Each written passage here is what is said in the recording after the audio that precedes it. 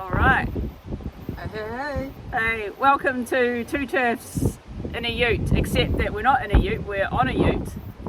And we've got different shirts on so you can tell us apart. So I'm the TERF wearing the light coloured t-shirt and the TERF wearing the dark coloured t-shirt. So if you have to reference us at all, that's what you should do. Absolutely, because we're so alike, you won't be able to tell us apart. And otherwise. we did contemplate doing the whole Dr. Zeus TERF 1 and TERF 2 type thing, but then being gender critical lesbians, we would have spent 20 minutes deciding who was going to be TERF 1 and who was going to be TERF 2. So anyway, here we are, welcome. It's been a while since we've done two TERFs in a ute, but we're back. And yeah, we've got a little bit to talk about, haven't we, Tanya? A little bit. We've actually had quite a lot going on over the last 6 months or so. Probably starting with the election, which of course we all know about now, but just recapping, just for funsies. That's what we're here for. We're here for the funsies. Absolutely. Yeah. So what's your take on what's happened since the election and the new government and so on? Well, what's your favourite thing? My favourite thing. Well, it's a pretty funny old coalition, isn't it? It is. But it's probably just the best thing about it is it's not the old government. Absolutely, 100%. A welcome relief. To be honest, it's a welcome relief that there's a change, but it remains to be seen. And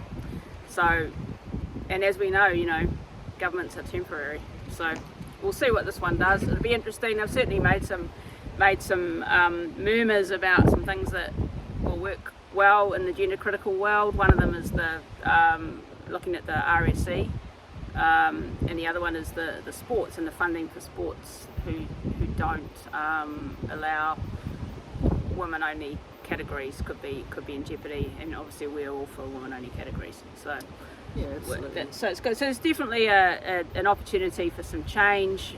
We have to make sure too that we do our job and we advocate for women, and we don't actually lose any ground, in other areas as well. So yeah, and I'm really concerned about going too far the other way. Exactly. I'm really, in terms of the RSE anyway, I'm really keen on keeping the main facts around sex education, around relationships and things like that. That is really, really crucial for children, for adolescents and so on. I'm really not interested in sort of pushing it too far so we lose everything around that. Oh, look, I agree. There's some really good content in the RSC on relationships, consent, obviously biological facts, if you remember what they are. It'd be great to make sure that stuff's retained. What we don't want to do is go from, inside out to someone like Family First, who probably sort of will talk around not having much in the way of sex education at all, where realistically information on contraception, sexual relationships, that kind of stuff, obviously being age appropriate, but we're keen to keep that kind of stuff in there. Absolutely. And so that's good. The sports stuff is probably less clear about what they want to do, but they're acknowledging that female sports is something that has to be protected. So that's a win. Or it's at least a step in the right direction.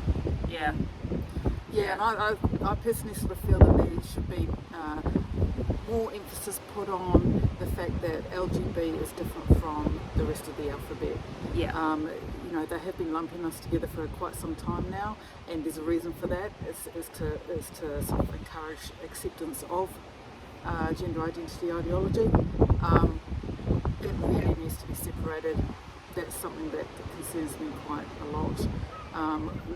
LGB spent a lot of years getting their rights and sorting out their realm, and to sort of have it overtaken by GI is disturbing.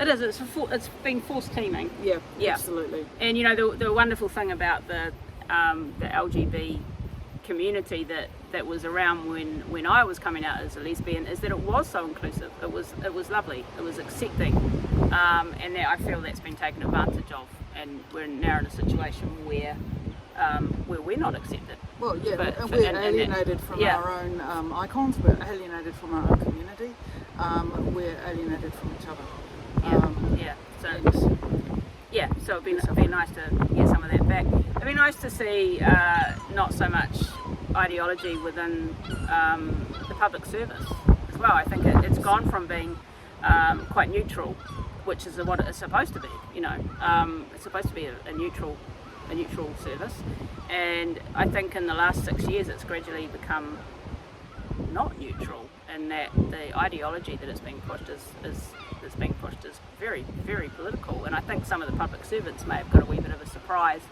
with the change of government, that actually their position is that they are neutral and they have to do their jobs, and it's not their place to be sort of commenting on what they think about the government in a public sphere. So it's going to be an interesting 3 years or longer, however long things take. absolutely, Yeah. absolutely. So, we had a great time last night. Yeah, Absolutely fantastic. we did. We were out with Graham Linen, who's over from the UK.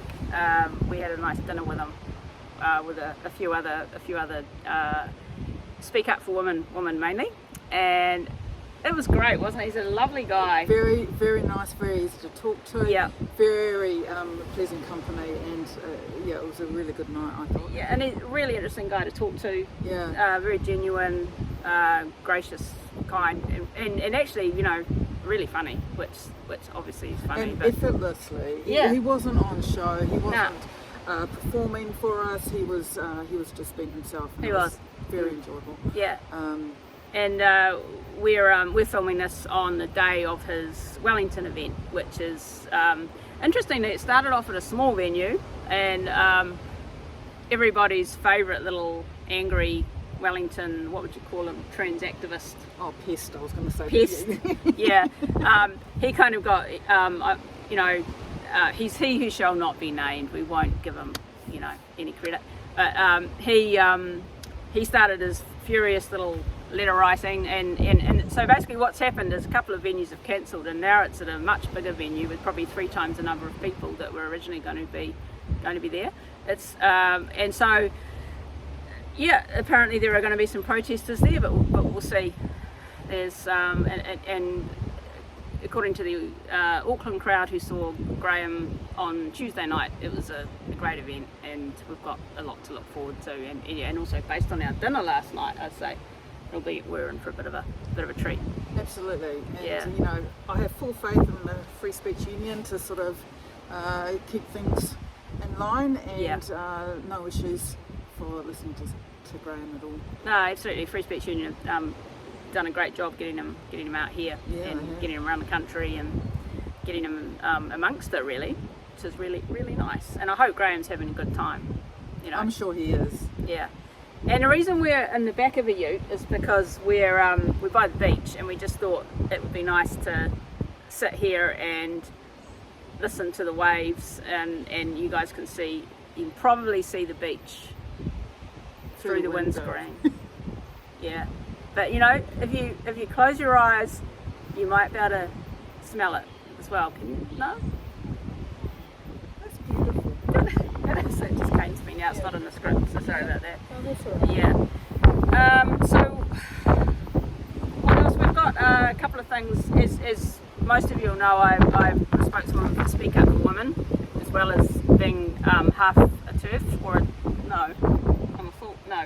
As well as being a TERF, and we've been in contact recently with the Law Commission, who are doing a consultation on the Human Rights Act and how it relates to transgender and non-binary people, and they're really interested in talking to women as well, which is a bit of a shift too. It's really nice to be involved. They've got a report coming out probably mid to late June, and there'll be a consultation period. So if you're interested in contributing to that and you want to be kept in the loop, you can go to the Law Commission website, or you can contact us either through Speak Up for Women or through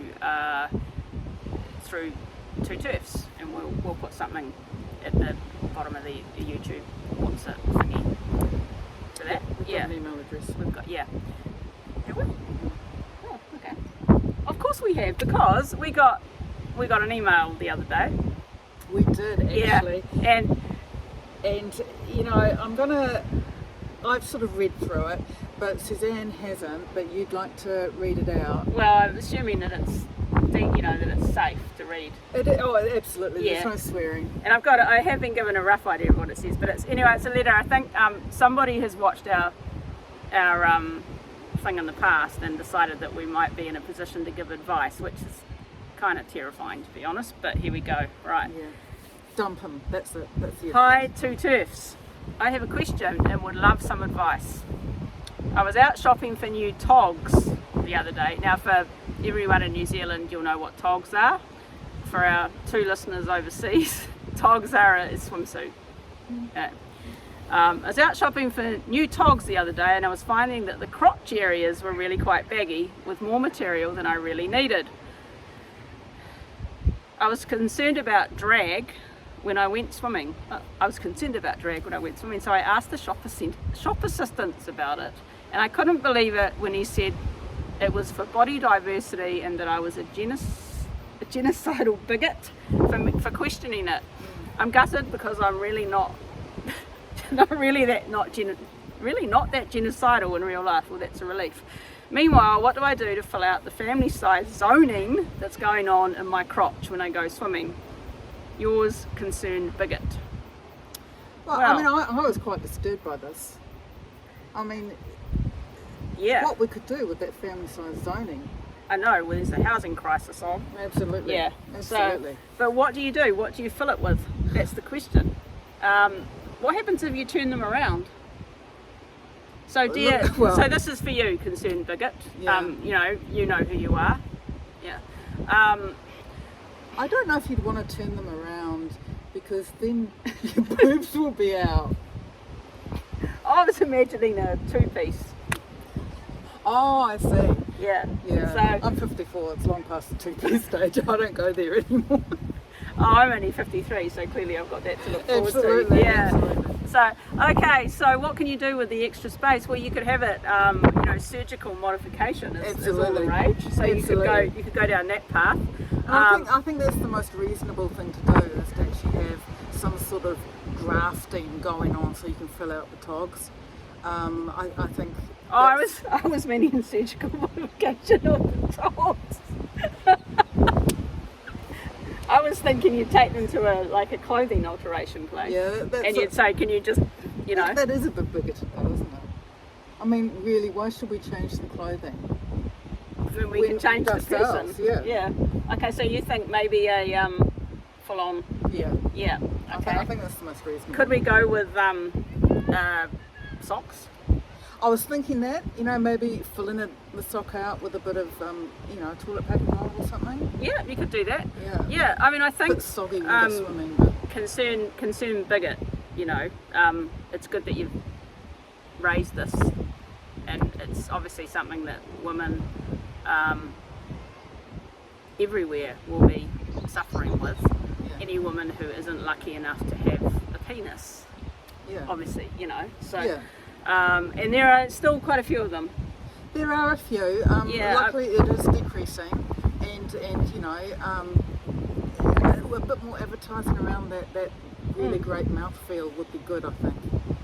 Yeah, and I think they're obviously the early adopters, but it's the last bit that's always the hardest. Anyway. So I hear, yeah. Yeah. Anyway, this has given us the idea that, seeing we got a letter from a concerned bigot, that there's probably other concerned genocidal bigots out there who could possibly contact us and ask for advice, because as you can see, we're just absolutely gifted in the area of advice. Absolutely. Yeah. It's So- all very practical, and it makes sense. Yeah, and everything we say, it's all nonsense, obviously, but it's from the heart, and it's authentic TERF. Absolutely. isn't it? Yeah. Absolutely. Um, Authentically two TERFs. Authentically. Authentic you. an authentic you. Now we also have to make a wee bit of apology. In a previous episode we may have mentioned other types of cars Slightly disparagingly, and not intentionally, almost bigoted. almost in a bigoted fascist kind of way. We may have implied that a Mazda Demio, Beautiful car. they are beautiful cars, are somehow inferior. And unfortunately where we're sitting, we're being surrounded by cars, and And some of them might be oh my Demios. god, they're all Mazda Demios. No, they're not. One of them is a Mazda, but not a Demio. Anyway, we'd just like to make an apology to everybody who might drive a Mazda Demio, and we're just really sorry, Yeah. aren't we? Yeah. Yeah. We don't want to cancel Demios. We really don't. No, we don't, and so anyway, we're probably rambling on a wee bit now, but we did get a wee bit distracted there by the number of cars that just went past. But anyway, so if you've got a Demio, you know, you're valid, okay? So, And we're really sorry. and yeah, especially her, yeah. So anyway, if you can think of anything, if you want to ask us anything, send it in. We'll put an email address at the bottom of the video so that you can, you know, write to us. Obviously only serious requests. Yeah. And anyway, Concerned Bigot, good luck filling that bulge. Absolutely. Yeah. And try and, you know, decrease that bigotry and Yeah. genocidalness. Basically do better. Yeah. Yeah, all of you. And until next time, we'll see you later. See ya. Bye. Bye.